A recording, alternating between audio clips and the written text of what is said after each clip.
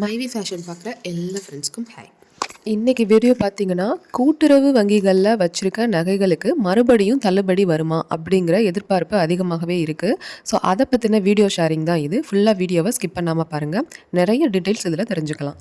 2021 ஒரு முறை நகைக்கடன் தள்ளுபடி செஞ்சாங்க இல்லையா? அடுத்து 2026 தேர்தல் வரனால உங்களுக்கு நிறைய அறிவிப்புகள் வெளியாகிக்கிட்டே இருக்குது. டீட்டெயில்ஸை ரொம்பவே ஷார்ட்டாக பார்த்துடலாம். இது யாருக்கெல்லாம் கிடைக்கும் அப்படின்னு பார்த்தீங்க அப்படின்னா, முதல்ல கூட்டுறவு வங்கியில் நகையை அடகு வச்சுருக்கணும். உங்களுடைய ரேஷன் கார்டுக்கு மொத்தமாக நீங்கள் 5 பவுன் அளவுக்கு தான் அடகு வச்சுருக்கணும். அந்த குடும்பத்தில் எத்தனை பேர் இருந்தாலும் அவங்களுடைய கணக்குன்னு பார்த்தீங்கன்னா 40 கிராமுக்கு மேலே இருக்கக்கூடாது. 1 கிராமுக்கு அதிகமாக இருந்தால் கூட தள்ளுபடி கிடைக்காது. அதாவது 41 கிராம் நீங்கள் வச்சுருந்தா கூட தள்ளுபடி கிடைக்காதுன்னு சொல்கிறாங்க. அதை கொஞ்சம் கவனமாக பார்த்துக்கோங்க.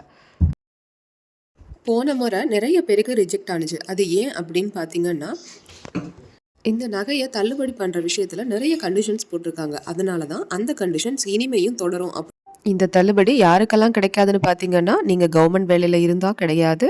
அதே மாதிரி வருமான வரி ஐடி கட்டுறீங்க அப்படின்னாலும் உங்களுக்கு இந்த தள்ளுபடி கிடையாது. நீங்கள் ஒரே ஆதாரம் வச்சு 2-3 பேங்க்கில் லோன் பண்ணியிருந்தீங்க வாங்கியிருந்தீங்க அப்படின்னாலும் உங்களுக்கு அந்த கண்டிஷன்ஸில் வரனால அவங்களுக்கும் தள்ளுபடி வர்றதுக்கு வாய்ப்பு மிக குறைவு.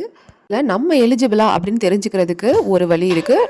அது கவர்மெண்ட் அனௌன்ஸ் பண்ணிட்டாங்க அப்படின்னா அந்தந்த பேங்க் வாசலில் அந்தந்த கூட்டுறவு பேங்க் வாசலில் நோட்டீஸ் போட்டுருவாங்க. அதில் நேம் லிஸ்ட்டில் நம்ம தெரிஞ்சுக்கலாம்.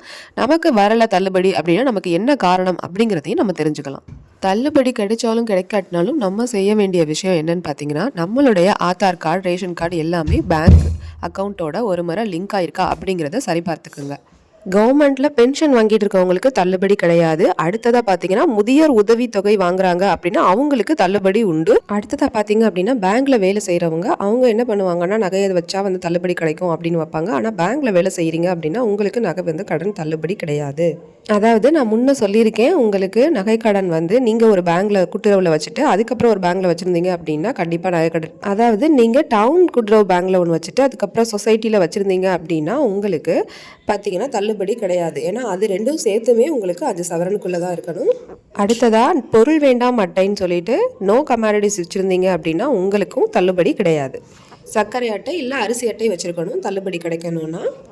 உங்களுக்கு எலிஜிபிளுக்கு நிறைய வாய்ப்பு இருக்குது அப்படின்னா நீங்கள் கண்டிப்பாக கட்ட வேண்டிய வட்டியை கட்டி வச்சுக்கோங்க. இந்த தேதி அப்படிங்கிற ஒரு தேதி ஒன்று கொடுப்பாங்க. அந்த தேதிக்குள்ளே நம்ம வச்சுருந்தா தான் நமக்கு தள்ளுபடியும் வரும். அது என்ன தேதின்னு கூடிய விரைவில் சொல்கிறேன்.